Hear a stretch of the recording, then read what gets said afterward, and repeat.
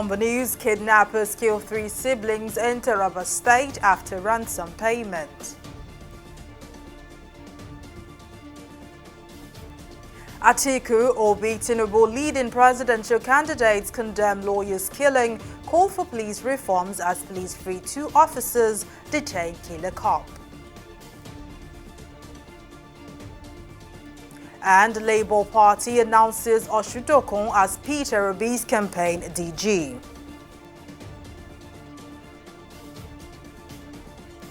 Glad to have you join us on News Now. I am Mary Kanu. 3 brothers have been confirmed killed by kidnappers in the Lao local government area of Taraba State.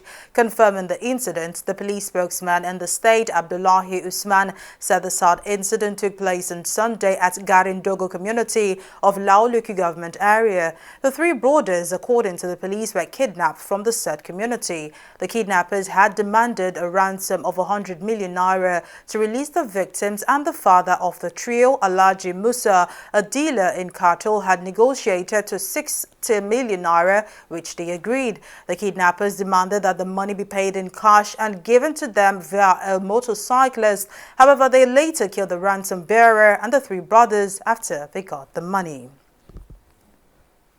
The leading presidential candidates for Nigeria's 2023 general elections have condemned the alleged extrajudicial killing of a Lagos-based lawyer, Bolanle Rahim, by a trigger-happy assistant superintendent of police, Drambi Vande. 5 of the candidates, People's Democratic Party's Atiku Abubakar, Peter Obi of the Labour Party, Bola Ahmed Tinubu of the All Progressives Congress, Rabiu Kwakwanso of the New Nigeria People's Party, and Omoyele Sowore of the African Action Congress, all agreed in separate statements that the Nigeria Police Force must be immediately reformed and sanitized to end cases of police brutality and extrajudicial killings of citizens.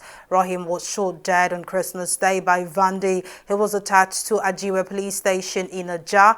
The cop and his team were said to have tried to stop Rahim and her family members as they drove back home from a Christmas Day church service. Meanwhile, the Lagos Police Command says 2 officers present when Vande shot 7 months pregnant Rahim in front of a family on Christmas Day have been released. The Lagos Police Command spokesperson Benjamin Hundeyin, in a statement on Tuesday, said the officers were not involved in the crime, adding that they were taken into protective custody immediately after the incident and were later transferred to the State Criminal Investigation Department. Well, to speak more on this development, we're joined on the news by Evans Ofeli, legal expert. Thank you very much for joining us. Now, the killing of Bolanle Rahim, it brings to mind the NSAS protest organized by youths in 2020. Now, 2 years later, and the country is witnessing a reoccurrence of extrajudicial killings. Would you say the protest held by Nigerian youths in 2020 is justified? Well, it's justified. I mean, that has been confirmed all over the world that before the protest, there was serious police brutality. Hardly will you find a family in Nigeria that have not witnessed a loved one who have been killed as a result of the recklessness of the Nigerian police force. The Nigerian police force is run like a criminal organization. As I speak to you now, after the death of Rahim on Christmas Day, you discover that last night there was no police checkpoint in the whole of Lagos, both in the mainland and the island. When they commit this kind of heinous crime, they go into hidings because they know that there could be a mob action. And that is why it is important that the federal government will have to do something very serious about our Nigerian policemen. Policemen in civilized society don't carry AK-47 along the streets during the daytime. These people carry AK-47 to stop vehicles violently. It's either you give them money or they shoot at you, and they will tell you nothing will happen. It is quite unfortunate, and this is to call on the NBA and every person involved, okay, to make sure that this case is not swept under the carpet, because we have seen a lot of extrajudicial killing that have happened in this country where the police are not brought to book. The police are not brought to book because within a short period of time, the citizens, I mean, the public also forgets. Okay. But this is one crime, one killing too many, and we can no longer contend with this. It was as a result of this extrajudicial killing that the people rose up and organized the NSAS protest, for which SARS was disbanded. Now, the regular policemen, even though they have been culprits in the past, they are now emboldened to carry arms and shoot at people recklessly just because, even if a citizen is insubordinating, even if a citizen is not obeying police order, the counter reaction should not be to shoot at the citizen.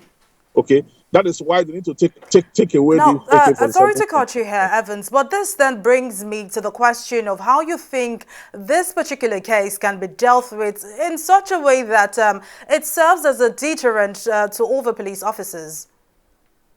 Yes, the first is to dismiss the officer involved and then prosecute him according to law. He will be charged for murder because he knows that shooting a citizen will result to death, really, that he has intention to kill, even though that will be settled at the court of law. But he should first be dismissed and be charged to court and let the law take its course. Anyone who takes the life of another person, the penalty is quite clear under our laws. The person should also die by hanging. I mean, we have come a long way in this society to witness policemen armed, and they go about killing people all the time. And we have not really seen serious punitive measures against the police force. We need to see this happen. Let him be punished adequately for the offense he has committed. The job of a policeman is the protection of the life and properties of citizens, and not the other way around. So if a policeman has jettisoned or is in dereliction of his primary responsibility of protecting lives and property, and now he has turned against the citizens that he is meant to protect, then such policeman must be properly dealt with. There should be no settlement whatsoever. We have seen situations where they cock their guns recklessly. They are not well trained. Now we don't know whether it's because they are hungry or it's because they are mentally not balanced. That is why they act the way they act on the road. We don't know exactly what their problem is. But to keep the society safe, the government must have to do something about it. The government must assemble the policemen who have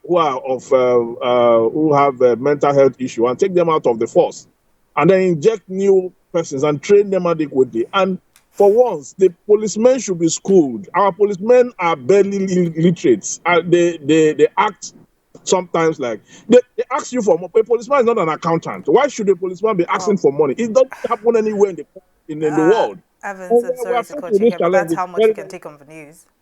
Evans Ufeli, legal expert, thank you very much for your time and your contribution. And now to political matters, the Labour Party has announced the former presidential aide, Akin Oshutokun, as the new Director General of its Presidential Campaign Council. Oshutokun succeeds Donyo Kukbe, who recently resigned as the DG of the Campaign Council for the party's presidential candidate, Peter Obi. Justice Ijeoma Ojukwu of the Federal High Court in Abuja on December 19, 2022 had found Okukbe guilty of receiving over 200 million naira cash from former National Security Advisor Sambo Dasuki, ruling that his action violated the Money Laundering Act and sentenced him to 2 years imprisonment with an option of a fine. Until recently, Oshuntokun was the Zonal Coordinator South of the Campaign Council and served as political advisor to former President Olusegun Obasanjo. Oshutokun's appointment was announced at the end of the National Working Committee of the party in Abuja. The Speaker of the House of Representatives, Femi Gbajabiamila, has urged Nigerians to vote for the tribalized leaders who have deep connections with the grassroots. Addressing residents of Koka, Aguda and Itire, Ikache areas of Surulere 2 federal constituency at a rally, Gbajabiamila stressed the importance of voting for leaders whom individuals can assess at a time of need without the fear of being denied by official protocols. Gbajabiamila, who said the APC flag bearer has been friendly to Igbos in Lagos State, added that the APC candidate is the only leader among those contesting for the presidency in the 2023 general elections who knows the challenges confronting the average Nigerians. To whom much is given, much is expected. Has Ashwaju ever done anything to offend anybody in the Southeast? Have I ever done anything to offend anybody in the Southeast or the South? Tell me one state in the federation of Nigeria, 36 states, where you have a non-indigene in the cabinet. One. I can tell you one. Lagos State. If you are seeing me here in front of you, you are seeing Ashwaju. Otaro.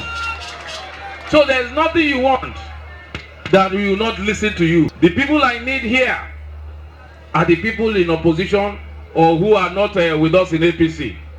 But because I cannot reach them, I am using you as a point of contact to go out there and preach the gospel. Supporters of the President of the Senate, Ahmed Lawan, have staged a solidarity rally in the Nguru community of Yobe State. The Senator Lawan supporters converged at Nguru town to express their displeasure over the crisis bedeviling the Zone C over the ongoing squabble between Lawan and Bashir Marchiner, both of whom are members of the All Progressives Congress. Some of the leaders of the solidarity group say Lawan has done too much for his constituency and has people for him to be sidelined and made a pawn by some political bigwigs. Our presence here, despite the fact that we are very much behind Ahmed Lawan, we are very much proud of his representative of Yobanos, inshallah. So as a result of that, we gathered here to celebrate and show to the world that we are very optimistic and sincerely behind him, inshallah. We gather here today to show our solidarity to our brother, our leader, our son, our father, Senator Ahmed Ibrahim Lawan, the Senate President of Nigeria, and the All Progressive Congress APC, Yobe State, Northeast, North Zone. Gathered here to support him, to give him more support, so that he will do more for Yobe State. As a means to create awareness and disseminate information on caring for dogs, a group called Dogs Don't Lie, in conjunction with the Magodo Residents Association, have organized the second edition of its Dog Hangout event in the Magodo area of Lagos State. The event, which took place at the Surf Playing Ground Magodo, had quite an attendance of dog lovers who came out with their pets to partake in the fun and games. Well, this next report has more details. Eskimos, Pugs, German Shepherd, Pitbull, Rottweilers and many more, the Surf Playing Ground Magodo saw an influx of different dog breeds who were out with their owners to attend the second edition of the Magodo Dog Hangout. Termed Man's Best Friend, the dogs participated in a lineup of activities which include a walk, games, fashion runway and other activities. Organizers say the sole aim of the event is to create awareness on proper dog care and training.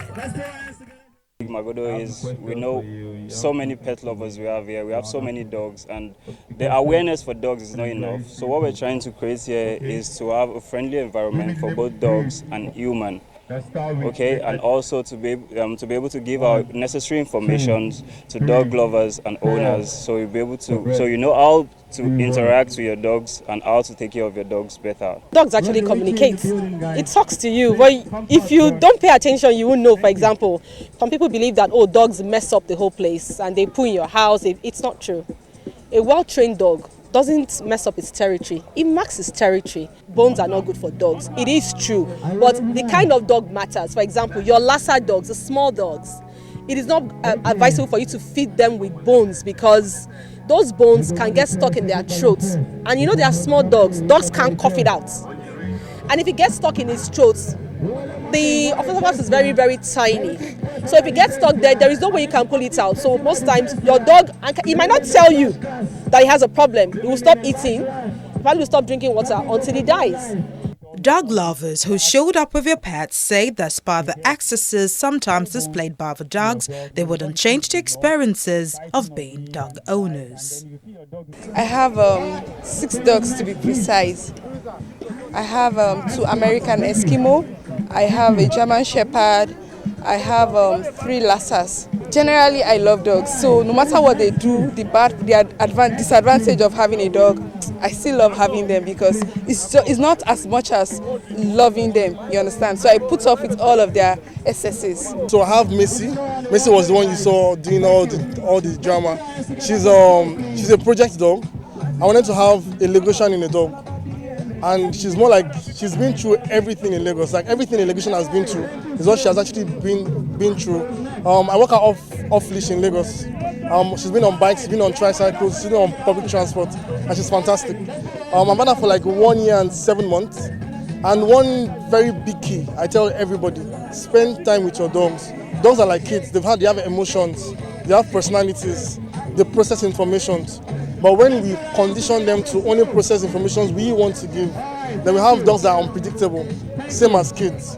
So she's more like my baby. I've treated her just like she stays in the room, stays on my bed, and she's not messed up since she was, I think, 4 months old. That's the last time she pooed in the house. The event rounded up with organizers rewarding attendance with dog foods while also calling for more awareness creation on dog care and protection. Mary Kanu, TV360, Lagos. We'll take a break here, but still to come, China to end quarantine on arrival in fresh COVID-19 rule relaxation. We'll bring you details of the story and more right after this break.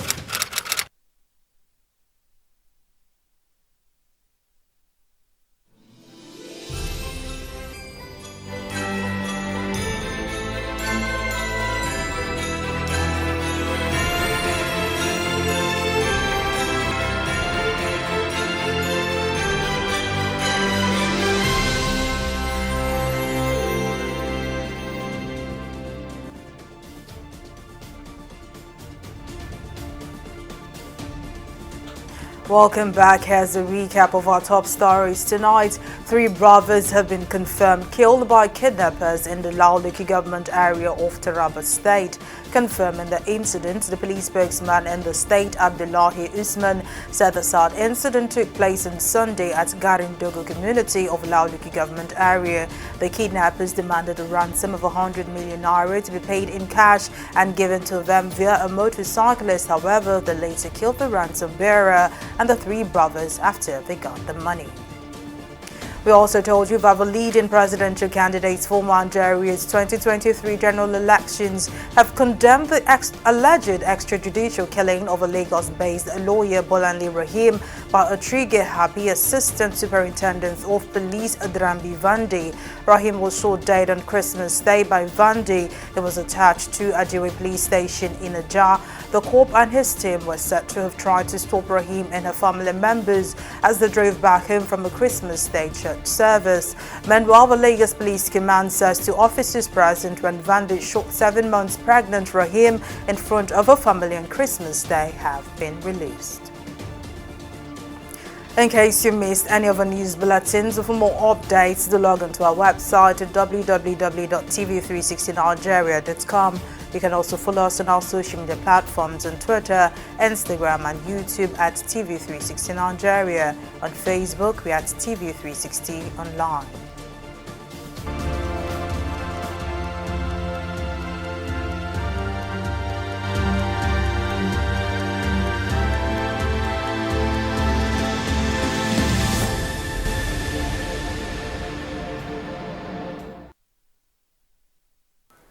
And now to COVID-19 stories and updates. China has said it will scrap mandatory quarantine on arrival, further unwinding years of strict virus controls as the country battles a surge in cases. Having mostly caught itself off from the rest of the world during the pandemic, China is now experiencing an unprecedented surge in infections after abruptly lifting restrictions that torpedoed the economy and sparked nationwide protests. And in a sudden end to nearly 3 years of strict border controls, Beijing said late Monday it will scrap mandatory quarantines for overseas travelers. And Japan will require COVID-19 tests on arrival for travelers from mainland China from Friday, Prime Minister Fumio Kishida said after Beijing announced it will end inbound quarantine requirements.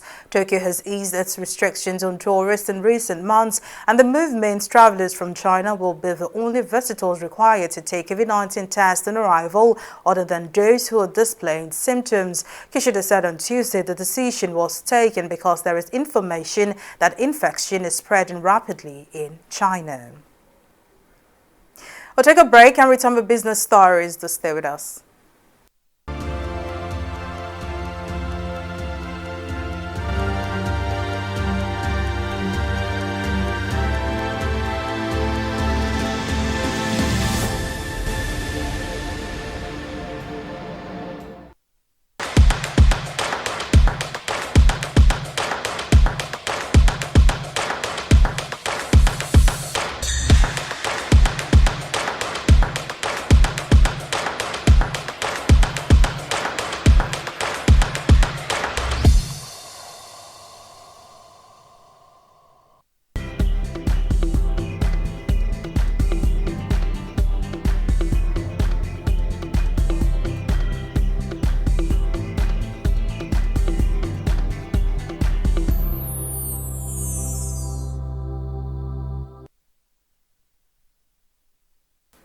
Welcome back. Up next is Business News with Folashade Ogumide. Folashade, over to you.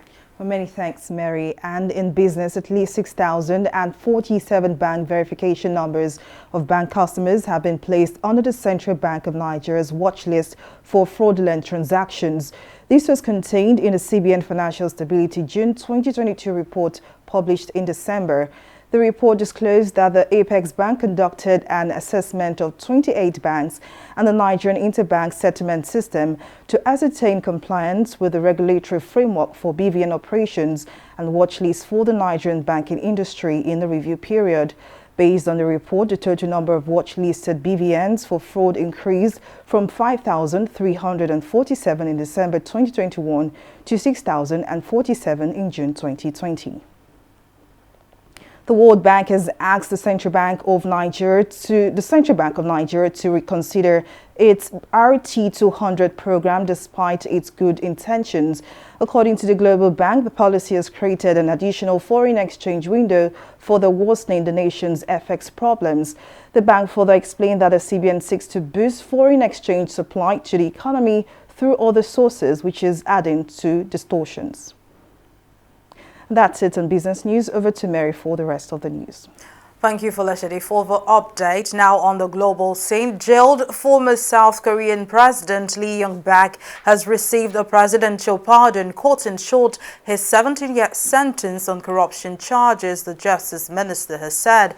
The 81-year-old former Hyundai CEO turned president was charged with 16 criminal allegations in 2018 and sentenced in 2020. Lee was on a list of more than 1,300 people who received special pardons from the perspective of broad national unity through reconciliation, tolerance, and consideration. Well, it's time for Entertainment Report on News Now.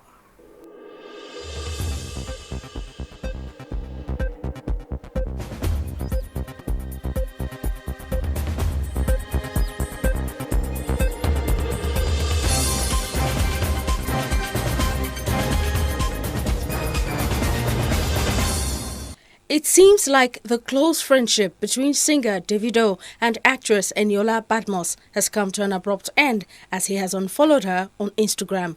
Eniola made headlines back in October for announcing Davido's son Ifeanyi Adeleke's death on Twitter and reportedly exploiting the incident for monetary gains. However, Eniola is yet to reciprocate as recent checks reveal she is still following him. The actress has tried to prove several times that there is no bad blood between her and the singer, as she has celebrated him on his 30th birthday and his wedding with his late son's mother, Chioma Rowland. Veteran Yoruba actor Kamal Adebayo, popularly known as Sarke, has died. The deceased was also the father of popular skit maker Abidemi Adebayo, popularly known as Isbeyu. The chairman of the Lagos State Parks and Garages Management Committee, Musiliu Akinsoya MC Oluoma, announced the actor's death on Tuesday via his Instagram page. The cause and circumstances surrounding Sarke's death is yet to be made public. And that's it on the entertainment segment of News Now.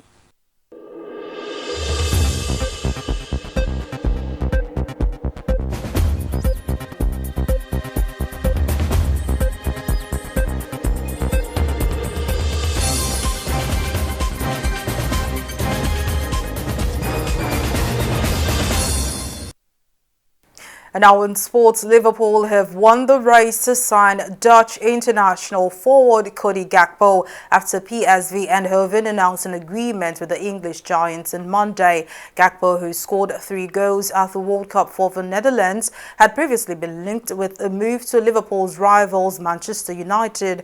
The Reds sit 6th in the Premier League, 5 points outside the top 4 places that secure qualification to the Champions League after a poor start to the season. Well, that's the size of our news bulletin this evening. Thank you for staying with us. I am Mary Kanu.